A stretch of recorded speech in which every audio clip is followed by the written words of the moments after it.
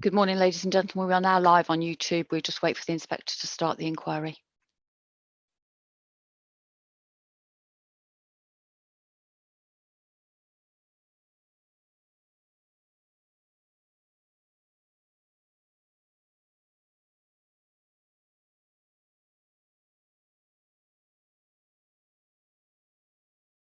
Good morning. The gentleman has just joined the inquiry with the name of Richard. Could you please rename yourself, put your surname?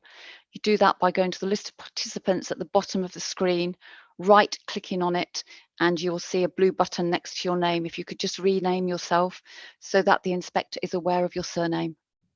Many thanks.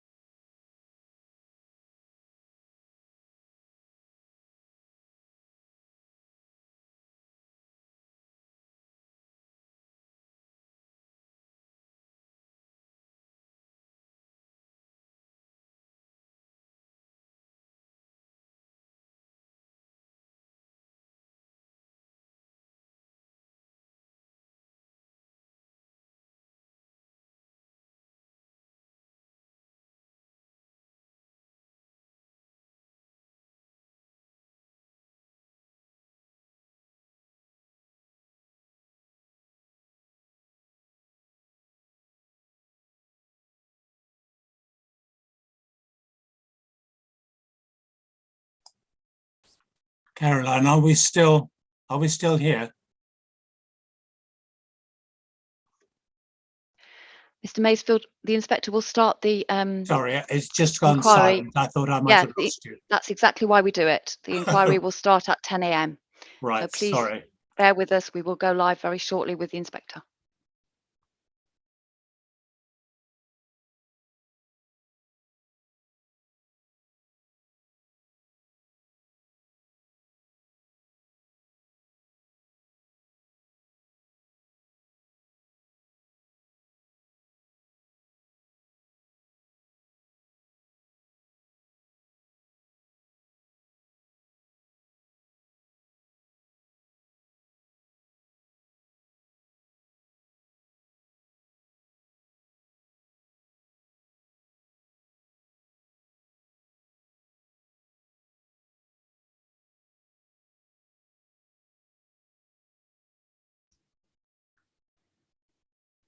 Good morning, Inspector. We are live now on YouTube.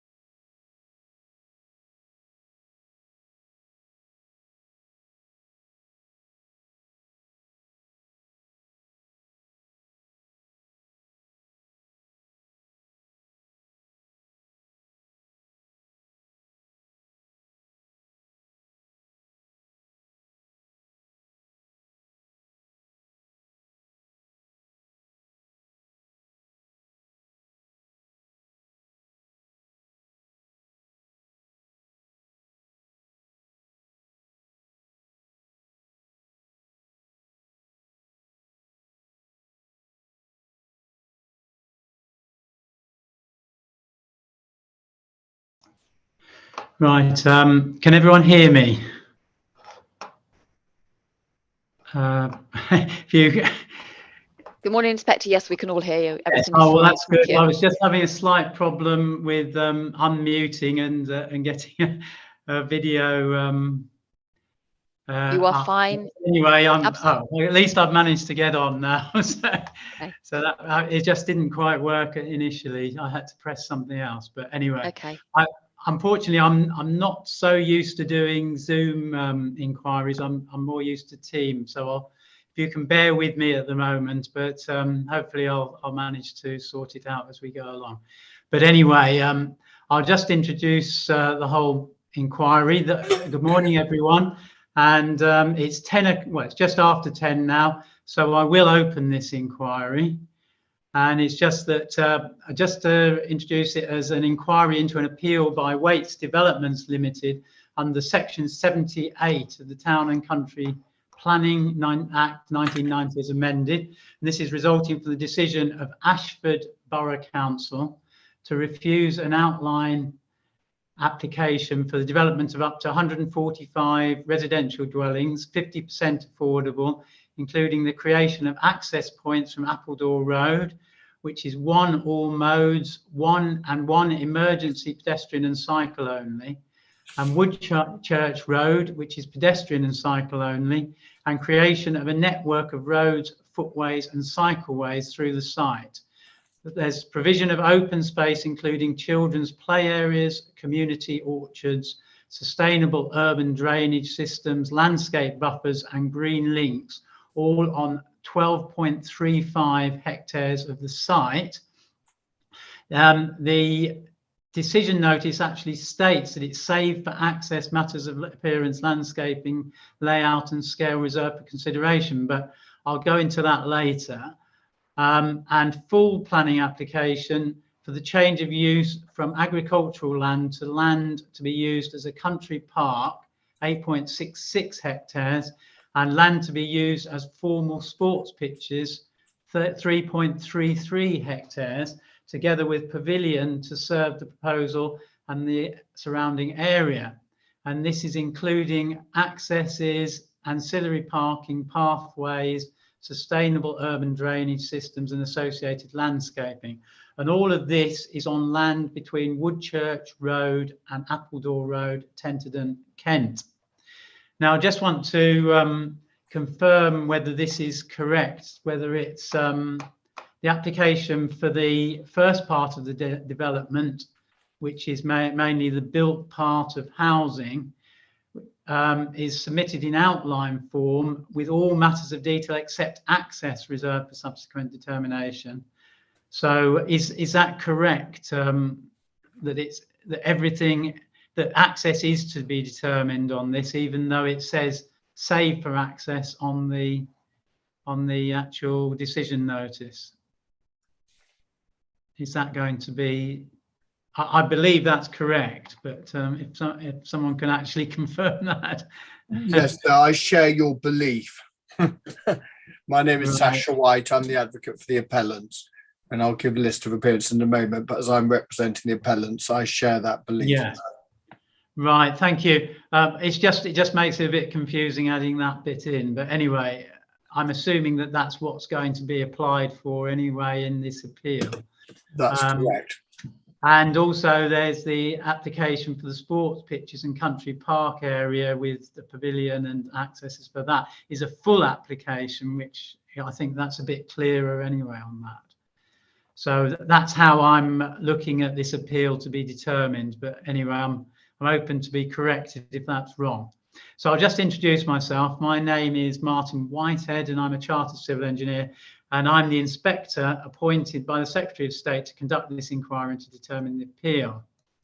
Now, just to say that the inquiry has been set up on Zoom, so hopefully everyone who wanted to attend is able to do so on this media. And also, I believe it's also being live streamed on YouTube, which I think there was I think it was mentioned that it is starting to be live streamed now. Good morning, Inspector. It's Caroline here, just to confirm that that is now live on YouTube. Right, thanks, Caroline. I'll just mention Caroline is the programme officer, so you'll be going through her as we go along in this inquiry. So most people, or all the people who've been admitted to this inquiry, will have gone through meeting Caroline Cooper. So just come to the event management shortly, but I just wanted to say that I'm sure most people are now aware of how you conduct these inquiries, but also those who aren't, I would imagine you've been given instructions anyway as to what to do. But anyway, I just want to say that when you're not involved in the discussions, other than those advocates, obviously, because they're actually responding, please mute your microphone and turn off your camera. But it's certainly helpful for everyone to have their microphones muted anyway, because they can disturb the whole proceedings if there's background noise, and there might be other consequences of having the microphone on. But when you want to speak, you can turn both of these back on. And also there's a way of raising your hand as well, which is on the bottom of the screen.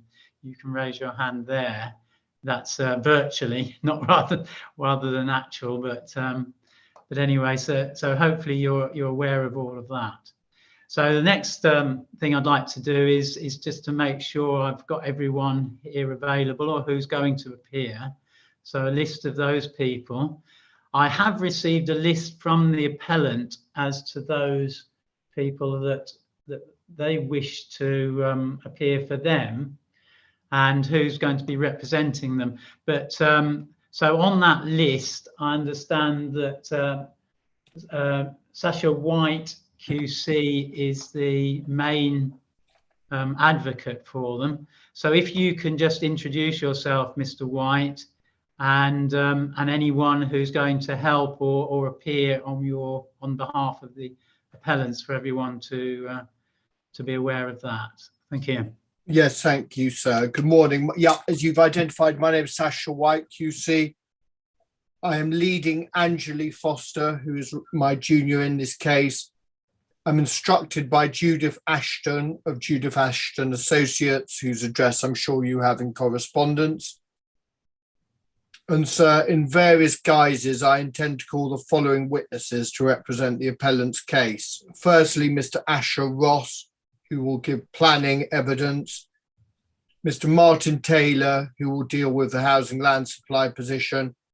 Mr. Jeremy Smith, who will deal with landscape. Mr. Timothy Goodwin, ecology. Simon Jones on trees. Richard Grady on sport provision. Mr. Neil Marshall on transportation and sustainability. Gail Stoughton on heritage matters. Mr. Clive Maynard on drainage and flooding. The Section 106 agreement will have assistance from Mr. Andrew Morgan, who's the solicitor on behalf of the appellants. And I hope so that effectively is the appellants team who intend to give evidence. Right, thank you, Mr. White. And I believe that Mr. Craig Howell-Williams, QC, is representing or being the main advocate for the council. So if you can just introduce yourself and who else is going to assist and also appear on behalf of the council. Thank you. Thank you very much. Good morning, sir. My name is Craig Howell-Williams of Queen's Counsel, and with me is Annabel Graham-Paul of Counsel, and we are instructed on behalf of the local planning authority.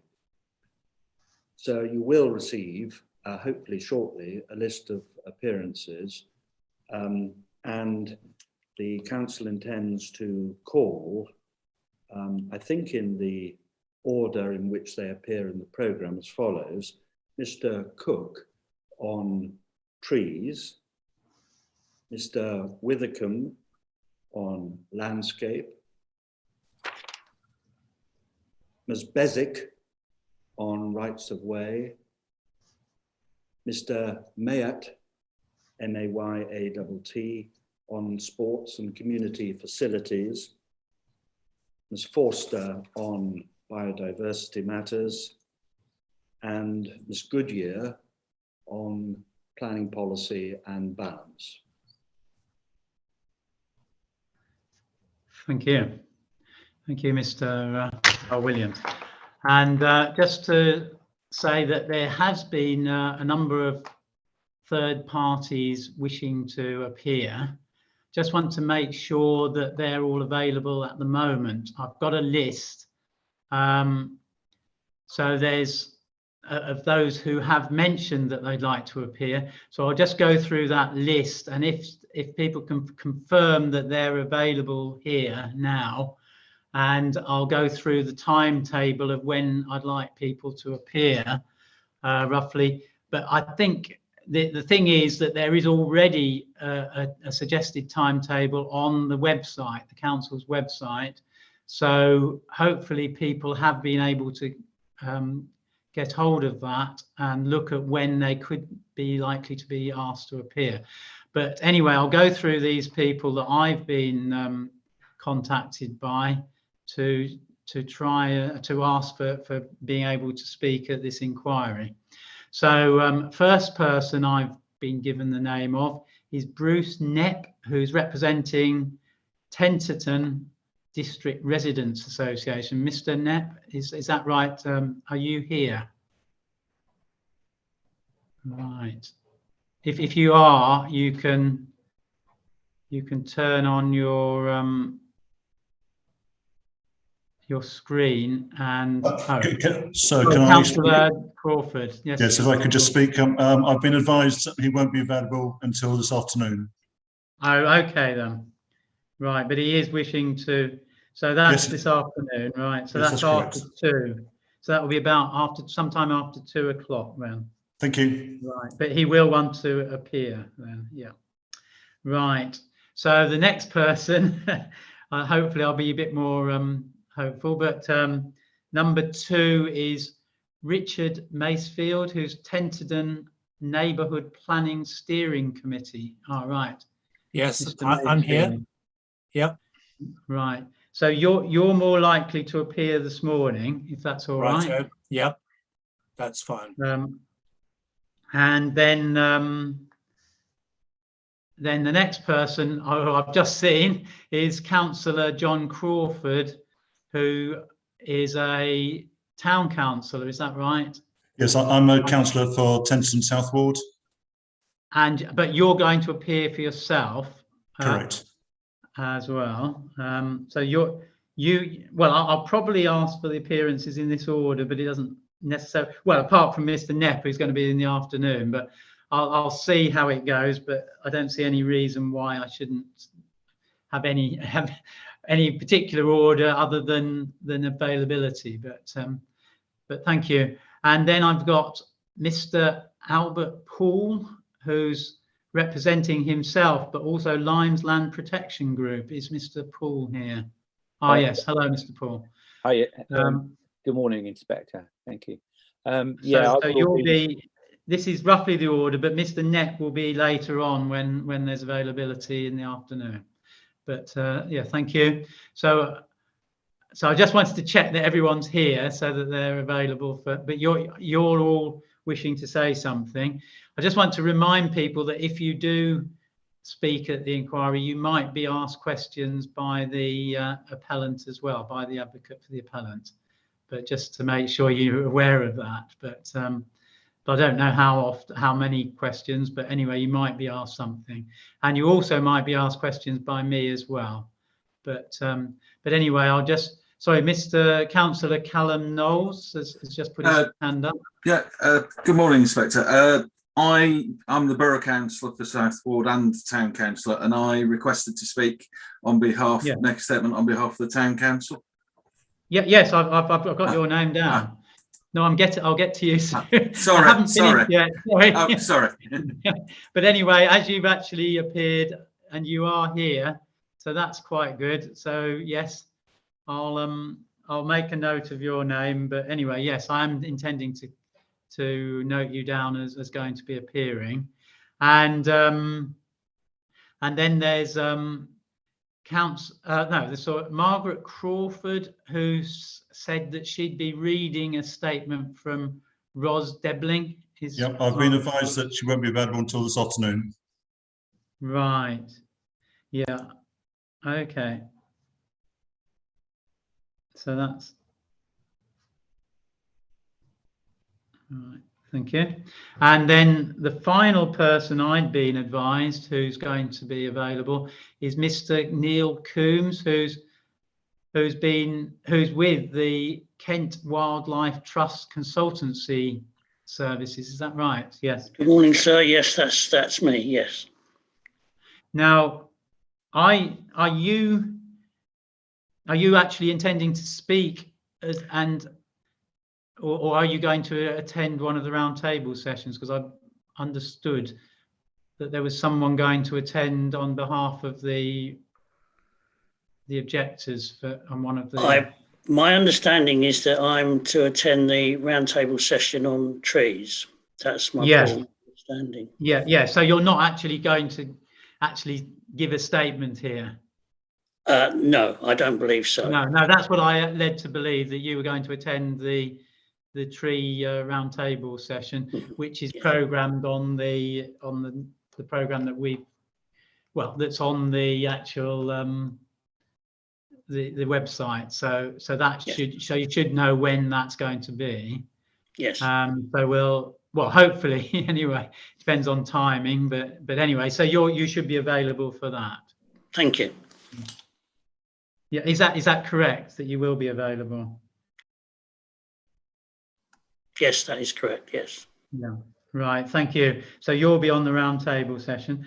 And is there anyone else who I haven't actually stated who has said that they'd like to speak and is present at the moment? Right. It doesn't necessarily mean that you wouldn't, if you're not here, or you will be able to mention to the program officer if you do wish to speak, and I'll try and fit you in at a convenient time. But at the moment, that seems to be the main people. And certainly I'm not inviting people to speak unless they've got something that they wish to say that hasn't been said by other people, really. Because just say that points, even if they're good points, only need to be made once. So just to say that I'm hoping that there shouldn't be too much repetition when people do speak. Now, just to say that I've been given a copy or sent an e-copy of the letter informing the local residents of the inquiry and a list of those persons notified. And I've had responses from 10 parties that I've been given. I'll just read out those parties just to make sure that the appellant's aware of those. Tenterden Town Council, Councillor Crawford, Limes Protection Group, who is Samantha Reed, Albert Paul, A. Brooks, K. Hammond, Tenterden Nature Recovery Partnership, which is Mr. Macefield, J. Phillips, Richard Harvey, Shubcote and Tilden Hill Residents Group. So they're the ones I've been given. Are there any other responses that I should be aware of? That's to the appeal letter. Right. So I'll move on to the event management. So just to say that there's a few formalities which I need to complete, and then I'll outline the procedure for the inquiry. The purpose of the event is to enable all of you to put forward your points of view and to help me to get information that I need to make my decision. So I can see that there's been a lot of preparation done for this inquiry to run smoothly electronically, but there may be unexpected issues that arise. Now, I'm particularly concerned to make sure everyone remains engaged, as it can be a more demanding communicating via this video link than in person. And so therefore, I intend to sit no more than around an hour and a half at a time with breaks. I mean, that can vary a little bit. And if anyone they feel that an adjournment will be needed, at a particular time, i.e. those people who are actually taking part in the inquiry, please let me know. And we will adjourn.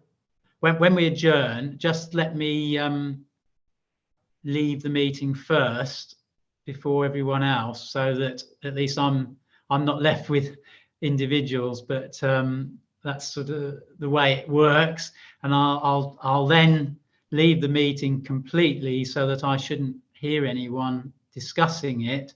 But it's probably best, if you are wishing to discuss matters, to do it outside this particular Zoom meeting.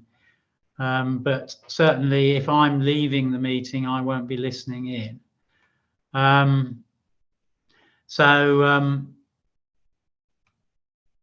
If you cannot hear me, or you have problems with this, with communicating, just raise your virtual hand, and I'll try and keep an eye on it.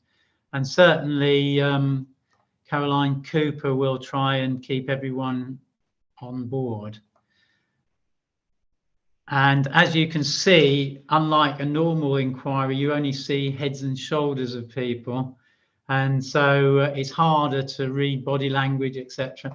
I will be taking notes, and I've also got a couple of separate screens as well. So I'll be looking at those. So I won't necessarily looking straight at the screen all the time. And I might bend down and have to get documents or whatever. So I might actually be on screen all the time as well. But I certainly will be listening, unless there's a problem on the actual communication itself. So like I say, if anyone suffers from any communication IT problems, just try and let me know, or let the program officer know as soon as possible, and then I can adjourn. So I'll initially adjourn for 5 minutes to try and see whether that can be done, put right. And then just if there's any further problems, then we'll have to try and sort them out for a longer period. But I'll do a short adjournment if there are problems with the electronic transmission of the inquiry. Now, just to let people know, that the actual case officer for the inquiry from the planning inspector is Leanne Palmer, but she won't be dealing with the people at this inquiry meeting. Like I say, the program officer is Caroline Williams, who you've actually seen on screen, and I'm sure who has actually admitted you to this inquiry. So if there are problems, she will try and take over and organise the resumption with all the parties. And just like I say, in the event of a major disruption, or if it becomes obvious that it's not possible to proceed, I will adjourn the inquiry for a longer period, and then the programme officer will then contact you as soon as possible to explain the situation and how to proceed. And so just hopefully that will we'll be able to proceed as we wish. And so just to remind people that as in a physical event, please make sure that you've turned off your mobile phones, or at least switch them to silent.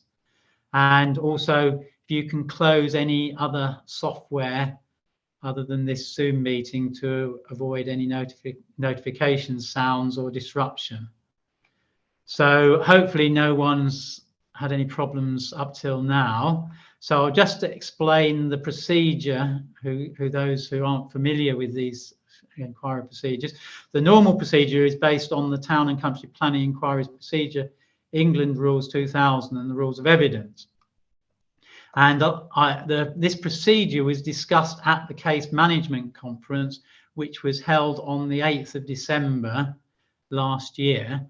And although it was held to discuss a face-to-face meeting, it's now been agreed, as you can see, that we'll be doing it on a virtual inquiry on Zoom. And so hopefully this will work out as similarly to as discussed.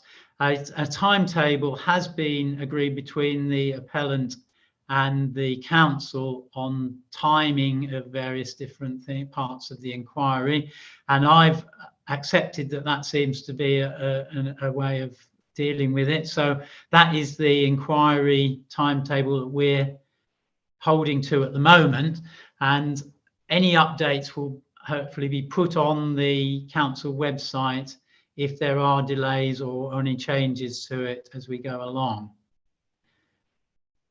And so just to summarize briefly how the timetable will run, I shall give this brief summary first, and then the appellant will give their summary of the case, and then a statement similarly from the council. Then I'm inviting all interested parties to speak next to give their main points, but only briefly, really, the main parts of their statement. So it's to summarize the statement in brief words, and you might be asked questions when you do actually give your summary of your statement. I've been through those parties earlier now who wish to speak. So, but I'm just saying that there might be other parties who might come later. But at the moment, they're the main parties I'm looking at and trying to timetable that. The next main part will be a round table session regarding the trees or concerns about trees. And there are on the timetable, I'll deal with that later, but certainly the Kent Wildlife Trust is going to be one of the people there, and I've been given names of those others who wish to be present at these roundtable sessions from the council and the appellant. So following that roundtable session, I'll then hear evidence from the council's witness on character and appearance, and he'll be cross-examined by the appellant and then re-examined. And then the appellant's witness likewise will give his view on character and appearance, and he'll be cross-examined from the council and re-examined. So following that, there'll be another roundtable session, which I'll be leading again, and that will be on the access and basically the public right of way, that one. Then there's a following roundtable session on the open space and sports facilities concerns. And again, those will be representatives, both of those roundtable sessions, from the council and the appellant. Following that, there'll be evidence from the council witnesses on ecology and biodiversity, and they'll be cross-examined likewise by the appellant in re-examination. And the same with the appellant's witness on that.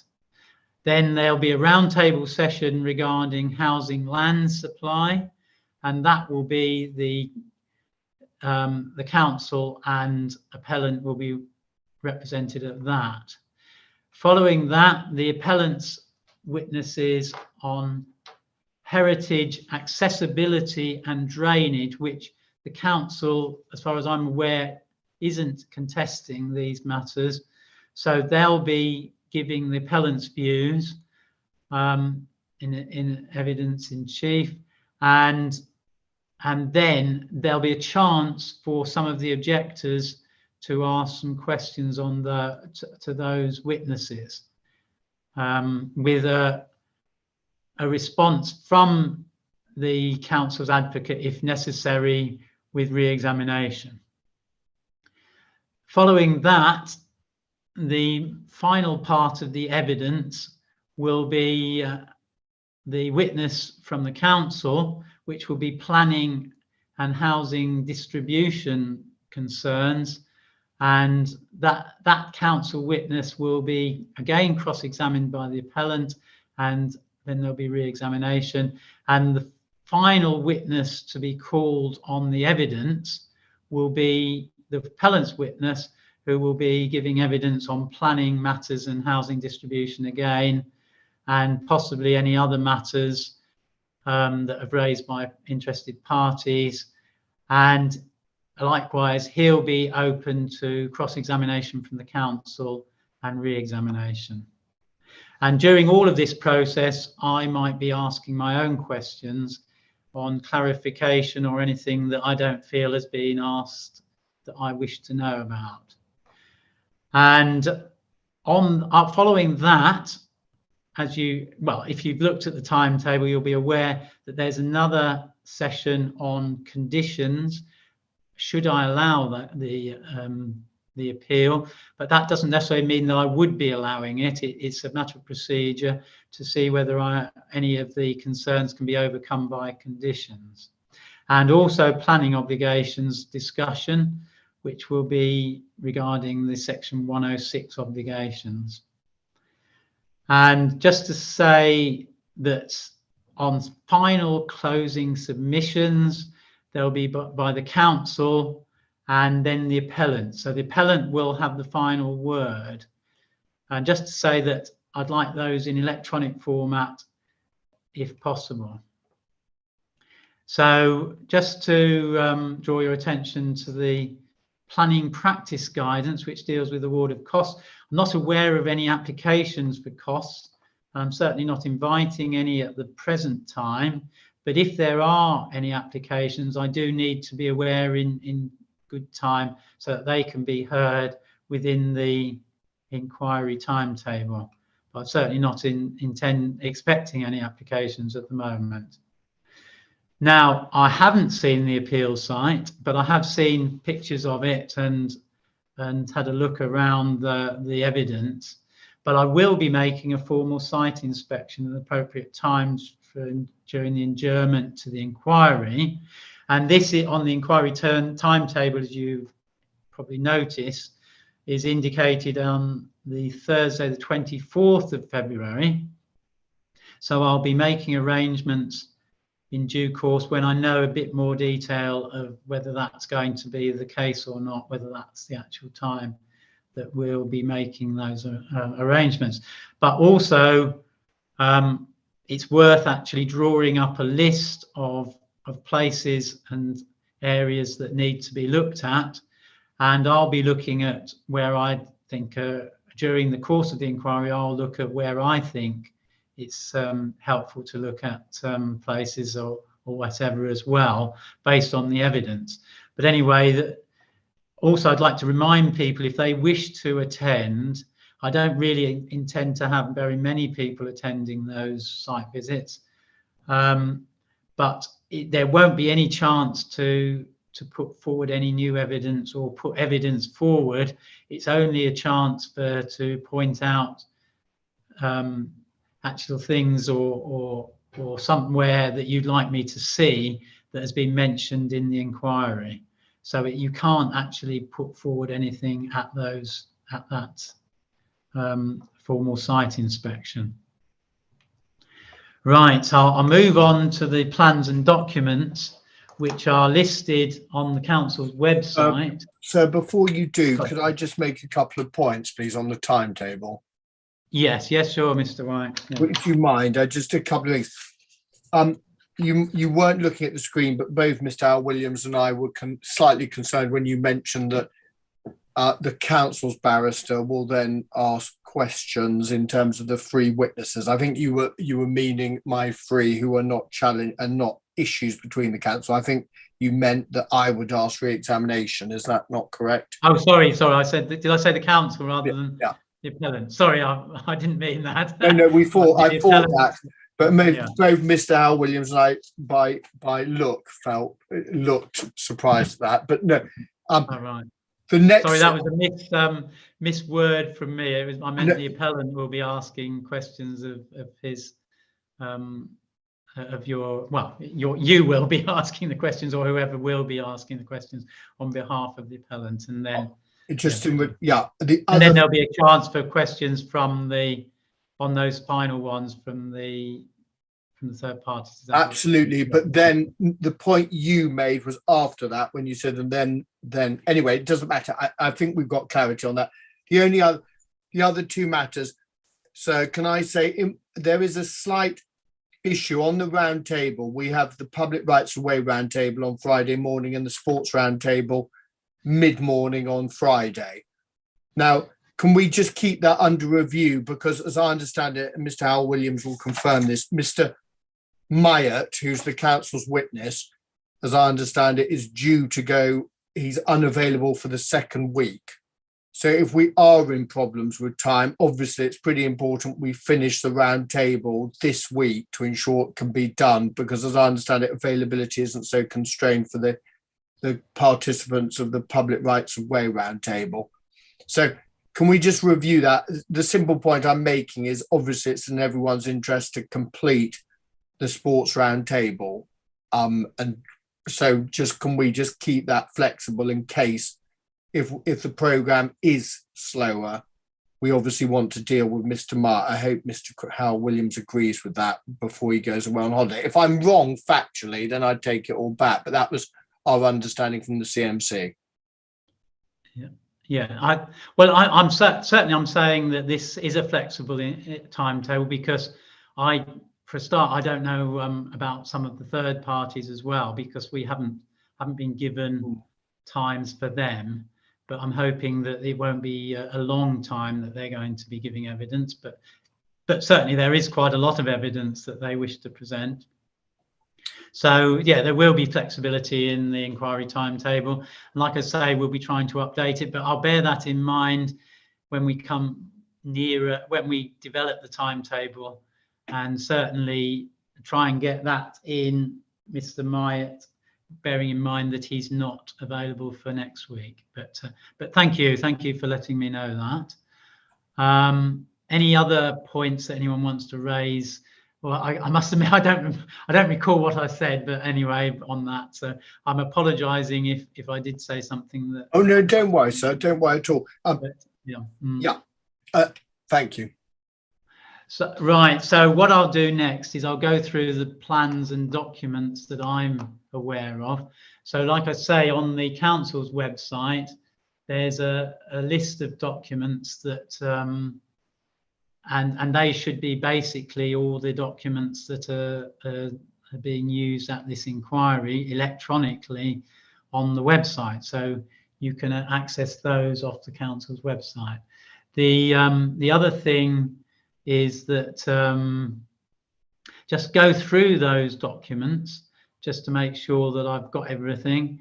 But I've certainly got proofs of evidence and some summaries and appendices from those appellants' witnesses. I'll just go through Mr. Ross, Mr. Smith, Mr. Taylor, Mr. Grady, Mr. Jones, Mr. Goodwin, Mr. Maynard, Ms. Stoughton, and Mr. Marshall.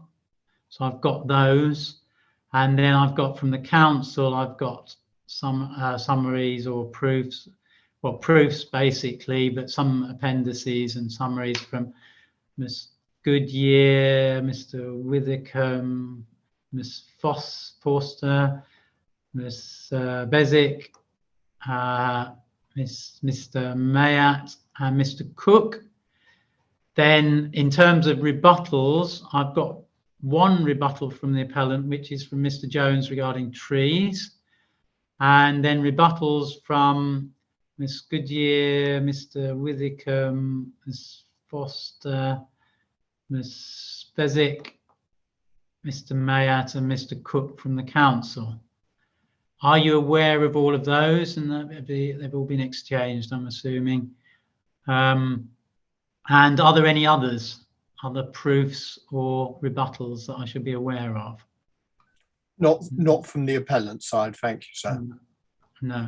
Right, thank you. And in terms of statements of common ground, thank you for working on this. I've got now, recently I've got the sports one, and also there was an overarching one that have just been signed, so that's quite helpful.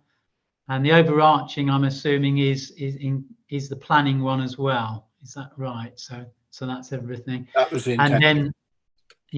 And then arboricultural, public rights of way, landscape and housing, land supply and ecology. So I've got statements of common ground on all of those. So that's very good that people have managed to do it, even though they might have been slightly late, but at least we've got something there. So that's very good. And certainly that will help in some of the discussions round table and hopefully keep it down to a bit shorter sessions on those. Now I've got some other documents. I've got a draft Section 106 agreement, which hasn't been signed, obviously it's draft, and that's got certain planning obligations in it and ones that have been suggested as altering. And I've also got a basic draft with a lot of amendments suggested on the conditions.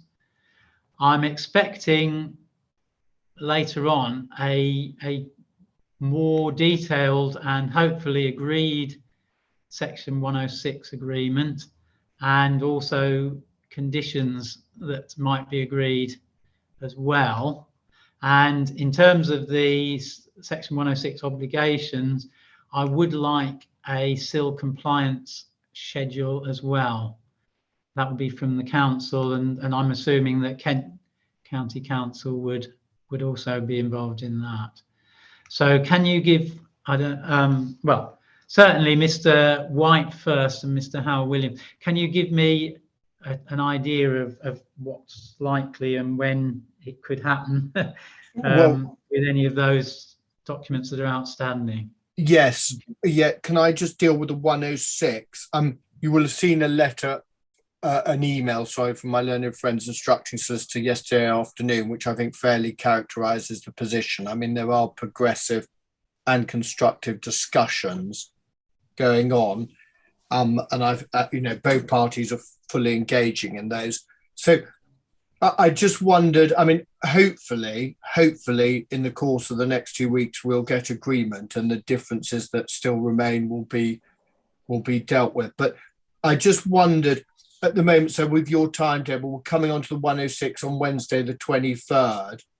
I just wondered, can I just flag up a suggestion that it might be helpful that sometime next week we just have 20 minutes on the 106 and where it sits, just so you, I mean, it's slightly difficult because, as you know, well, you don't know because you don't appear in front of your brethren inspectors, but Mr. Howell-Williams and I know that every inspector is quite subjective about their approach to 106. What I don't want to do is obviously provide a document on the second or third last day of the inquiry, which you've got fundamental issues with in terms of whether it be drafting or whatever, or queries.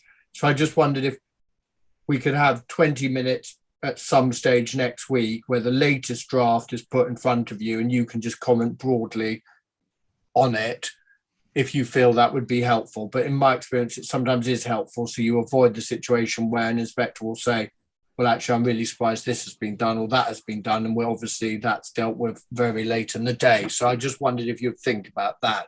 In relation to the conditions, I completely hear what you say. And Mr. Ross and Miss Ashton will work with Miss Goodyear to try and refine that so it's much more complete and hopefully pretty much agreed by the time you see the next version.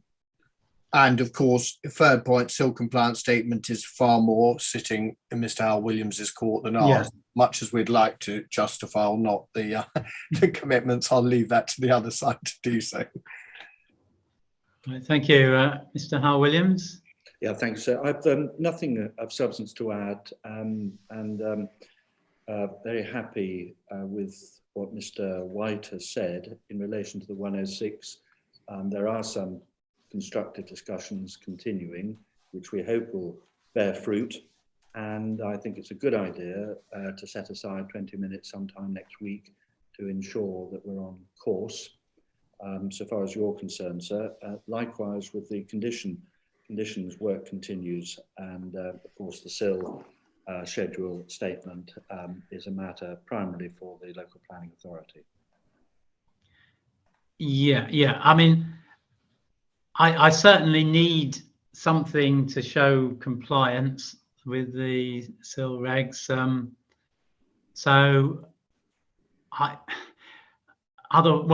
Hopefully fairly soon. And also, is it likely that there will be an agreement on these Section 106 obligations, or is there going to be a need for a unilateral undertaking? But yeah.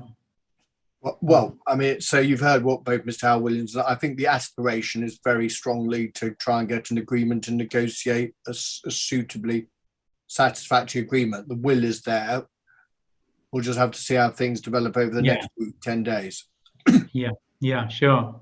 Right, so that's what we'll be working on, and like I say, I had that draft of it, and I've had a quick look at that. So there's quite a few obligations that are put into it, and I certainly need justification for a fair number of them. But anyway, so hopefully the SIL compliance statement will be forthcoming. But anyway, thank you. So any other documents that I should be aware of that haven't been made aware of, or everyone else should be aware? So, but right, thanks. So I'd like to say so before you leave documents, can I just, one thing you haven't said, are you happy that you've got suitable access and it's all working for you to the CD? I mean, Ashford's website is immaculate in terms of access to the CDs. Are you content that you can access everything that is a CD document?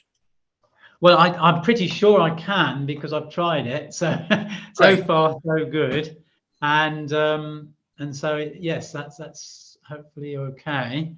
And then the well, certainly I'll let my case officer know if there are problems, but at the moment I think I've got access, and also I've also got hard copies of all the documents as well, in case there is a problem. So the hard copies are quite a good backup. But I'm getting more and more used to using electronic versions now. So the hard copies I'm not using quite as much as I used to. And certainly they're a bit more cumbersome. But anyway, I have got a whole set of the hard copies, which is useful.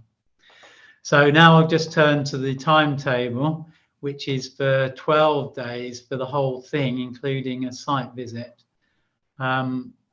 which, well, I'm pleased that you've managed to somehow slot it all into those days, especially as we're doing it virtually. So it's a bit more difficult to time it in terms of sittings, because generally it will be shorter days, as I said. So I'm intending to finish each day, which will be about 3:30 probably. But the first sitting, other than today, which was 10 o'clock opening, will be 9:30. I'm looking at to resume, and then I'll be looking at a 1.5 hour session there, followed by roughly a 15-minute adjournment for a break, and then another 1.5 hour session in the morning, and then looking at about an hour's break at lunchtime with a further 1.5 hour session in the afternoon. But there's going to be a certain amount of flexibility for just finding a suitable time to adjourn in the evidence, so a suitable slot. So if you're actually presenting the evidence, if you can look at that as well while you're doing it, it would be helpful just to nudge me that that's a good spot for you to adjourn as well, when we're getting roughly in the right time scale. So what I'll move on to next is, well, I think most people now are fairly aware of what the main issues are, as outlined at the conference meeting. And these I'll just outline again, which are really the topics that are going to be discussed as well. But the main issues I highlighted were the effect of the proposal on the sustainable distribution of housing development in the borough, the effect on character and appearance of the surrounding area, and this includes the effect on trees, which contribute to that character and appearance, and the effect on biodiversity and ecology, really. There's also an effect on the pedestrian public right-of-way across the site, but that seems to be directed at one particular public right-of-way that's in dispute already. So anyway, we'll come on to that in the roundtable session. Then there's an effect on sports facilities, but that's been more directed to the operation, management and ownership and maintenance of those facilities, rather than provision. But we'll come on to that as well in the discussion. There's also a discussion about one of the main issues will be whether, or well, I don't know whether it isn't really whether, it's the amount of the housing land supply, whether what the degree of the 5-year housing land supply position of the council is. So and what that has, what impact that has on other matters that we're looking at, really, and in particular the planning balance side of it. But anyway, that's another point. And then finally, there's the overall planning balance and how that relates to the whole overall decision. But also other matters will be the planning obligations, which hopefully address some of the concerns that were raised in the reasons for refusal as well, about, well, there's things about public access and safety, infrastructure and open space as well, were parts of those reasons for refusal that might be able to be overcome by planning obligations, and also there's discussions on conditions that might overcome those as well.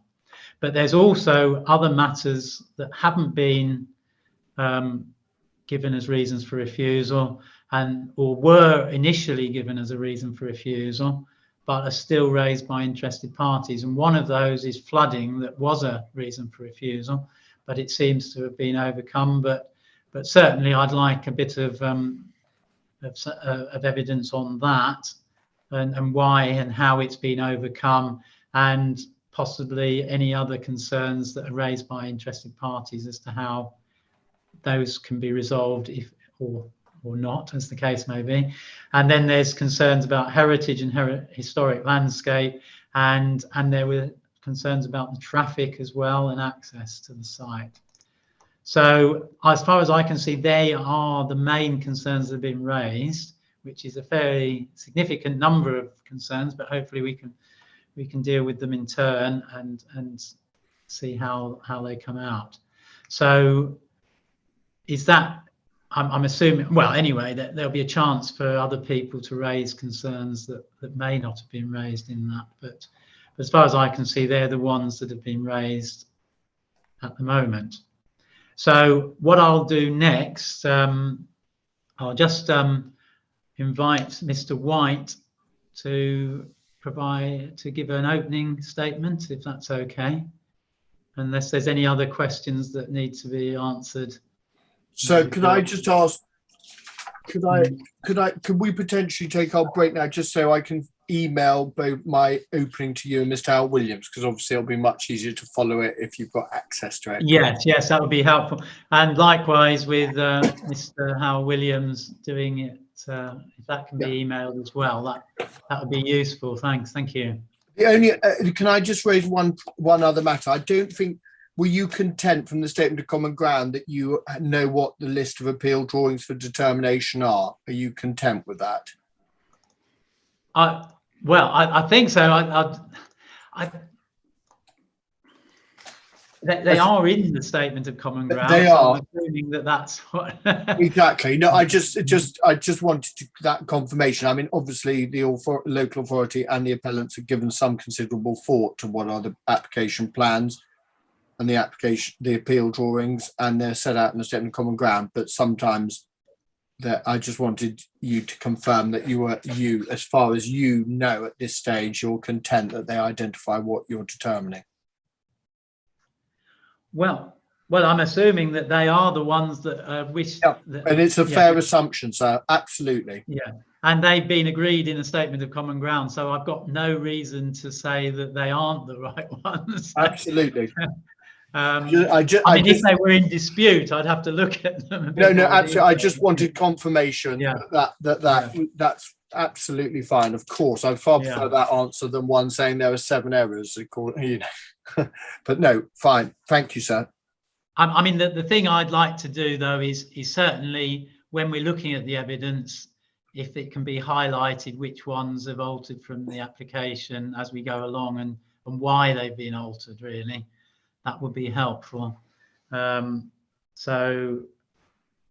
why they've been agreed, really, if they have been altered. So that would be helpful as we go along. But certainly I'm content that they are the ones that the appeal is going to be dealing with, and there doesn't seem to be any dispute from the council, or council aren't contesting that they are appropriate to be dealt with at this appeal. So as far as I'm concerned, they're okay. But I would, yes, it would be helpful for me to know what changes have been made and why they've been accepted, but that's all really, as we go along. But thank you for raising that. So I'll just wait and see whether I get a. So you're waiting for your. I mean, I can adjourn briefly for. Well, I just would like to. Frankly, I'd just like to make sure to send the email. I think it's far better that we can all follow the written text. Oh yes, definitely. So and can we have our mid-morning break? So Miss Ashton can send to the programme officer my opening. So you and Mr. Hal Williams and Miss Graham Paul's got it in front of them. I just think it's easier. Yeah, I think that's probably a sensible. As it's 11 o'clock now, so I will. Right, I'll adjourn then until 11:15. So the inquiry